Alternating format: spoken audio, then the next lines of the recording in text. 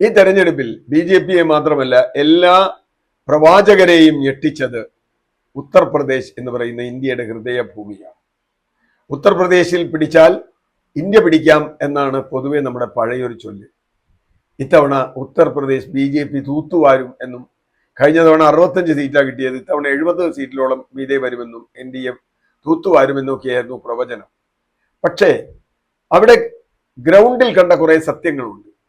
അതിലൊന്ന്, രാഹുൽ ഗാന്ധി അദ്ദേഹത്തിന്റെ ഭാരത് ജോഡോ യാത്രയിൽ ഉത്തർപ്രദേശ് ഹൃദയഭൂമിയിലൂടെ കടന്നു വരുമ്പോൾ വലിയ തോതിലുള്ള ജനപിന്തുണ അവിടെ ഉള്ളതായി കണ്ടു. അഖിലേഷ് യാദവുമായി രാഹുൽ ഗാന്ധി ഉണ്ടാക്കിയ സഖ്യം, രണ്ടുപേരും യുവാക്കളാണ്, രണ്ടുപേർക്കും ഒരു എനർജി ഉണ്ട്.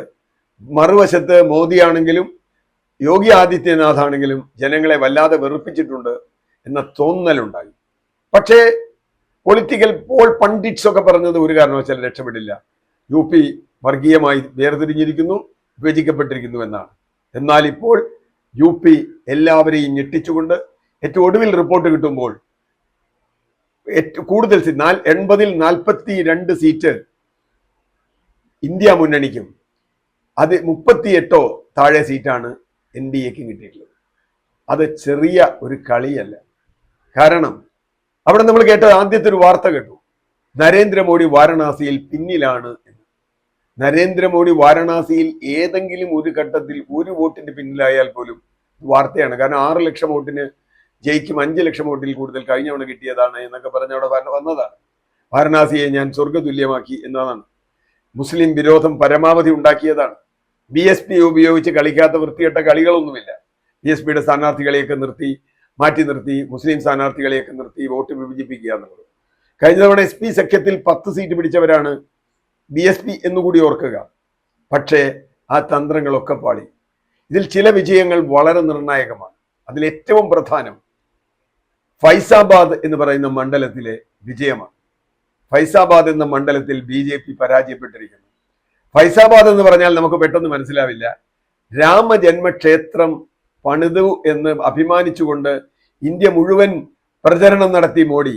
പക്ഷേ ഫൈസാബാദിൽ BJP പരാജയപ്പെടുക എന്ന് പറഞ്ഞാൽ ഇന്ത്യൻ ഹൃദയഭൂമിയിൽ രാമക്ഷേത്രം എന്നതിനോട് അന്നാട്ടുകാർക്കെങ്കിലും താല്പര്യമില്ല എന്ന കാര്യം വളരെ കൃത്യമായിരിക്കും. ഇവിടുന്ന് കല്ലും കവണയൊക്കെ കൊണ്ടുപോയ ആളുകളൊക്കെ ഉണ്ട്, ഒന്ന് ഓർക്കുന്നത് നല്ലതാണ്. അന്നാട്ടുകാർക്ക് വേണ്ടത് അവരത് ഗൗരവമായിട്ട് എടുത്തിട്ടുമില്ല. രണ്ടാമത്തെ വിജയം നമ്മൾ കാണേണ്ടത് രാഹുൽ ഗാന്ധിയുടേതാണ്. റായ്ബറേലിയിൽ കഴിഞ്ഞ തവണ കഷ്ടിച്ചാണ് സോണിയാഗാന്ധി രക്ഷപ്പെട്ടതെങ്കിൽ ഇത്തവണ ഏറ്റവും ഒടുവിൽ റിപ്പോർട്ട് കിട്ടുമ്പോൾ 3 ലക്ഷത്തിലധികം വോട്ടിന്റെ മേൽക്കൈ രാഹുൽ ഗാന്ധിക്ക് കിട്ടിയിരിക്കുന്നു. എന്ന് പറഞ്ഞാൽ വാരണാസിയിൽ നരേന്ദ്രമോദിക്കുള്ളതിനെ ഏതാണ്ട് ഇരട്ടി ഭൂരിപക്ഷം റായ്ബറേലിയിൽ രാഹുൽ ഗാന്ധിക്ക് കിട്ടിയിരിക്കുന്നു എന്നുള്ളതാണ്. ഇത് രാഹുൽ ഇഫക്റ്റ് തന്നെയാണ്. രാഹുൽ നടന്നതിൻ്റെയും അവിടെ നടന്നതിൻ്റെ ഇഫക്റ്റാണ്. മറ്റൊരു നിർണായകമായ വിജയം ഞാൻ കാണുന്നത് അമേഠി മണ്ഡലത്തിലാണ്. കഴിഞ്ഞ തവണ രാഹുൽ ഗാന്ധി മത്സരിച്ചിട്ട് സ്മൃതി ഇറാനി വലിയൊരു വോട്ടിന് രാഹുൽ ഗാന്ധിയെ തോൽപ്പിച്ച മണ്ഡലം. ഇത്തവണ രാഹുൽ ഗാന്ധി പേടിച്ചോടി എന്നാണ് എല്ലാവരും പറഞ്ഞത്. മാത്രമല്ല അവിടെ മത്സരിച്ച VK ശർമ്മ എന്ന് പറയുന്ന ആളെ കുറിച്ച് എന്തൊക്കെ മോശപ്പെട്ട അഭിപ്രായങ്ങളാണ് പറഞ്ഞത്. നെഹ്റു കുടുംബത്തിലെ ജോലിക്കാരൻ, കുശിനിക്കാരൻ, അയാൾ കാല് കഴുകി വെള്ളം കുടിക്കും നെഹ്റു കുടുംബത്തിലെ എന്നൊക്കെ അധിക്ഷേപിച്ചു. സ്മൃതി ഇറാനി കഴിഞ്ഞ 5 വർഷമായി അവിടെ തന്നെ ക്യാമ്പയിൻ ചെയ്തു എന്നാണ് പറയുന്നത്. അങ്ങനെയൊക്കെയാണ് BJPയുടെ വക്താക്കൾ നമ്മളോട് അവകാശപ്പെട്ടത്. പക്ഷെ ഇപ്പോൾ കേൾക്കുന്നത് 50,000-ലേറെ വോട്ടിന്, ഒരുപക്ഷെ അതിനേക്കാൾ കൂടുതൽ വോട്ടിന് സ്മൃതി ഇറാനിക്ക് അമേഠി നഷ്ടപ്പെടുകയാണ്. ഇതിൽ പരമൊരു നാണക്കേട് BJPയെ സംബന്ധിച്ചിടത്തോളം ചരിത്രത്തിൽ ഉണ്ടാകാറുണ്ട്. അവിടെ നിർണായകമായ പല മണ്ഡലങ്ങളിലും വലിയ തിരിച്ചടി ഉണ്ടായി. യോഗി ആദിത്യനാഥ് അവിടെ മുഖ്യമന്ത്രിയായി ഭരിക്കുകയാണ്. ഡബിൾ എഞ്ചിൻ സർക്കാർ എന്നാണ് പറഞ്ഞത്. ഡബിൾ എഞ്ചിനും പരാജയപ്പെട്ടു എന്നാണ് ഇപ്പോൾ UPയിൽ നിന്ന് നമുക്ക് മനസ്സിലാകുന്നത്.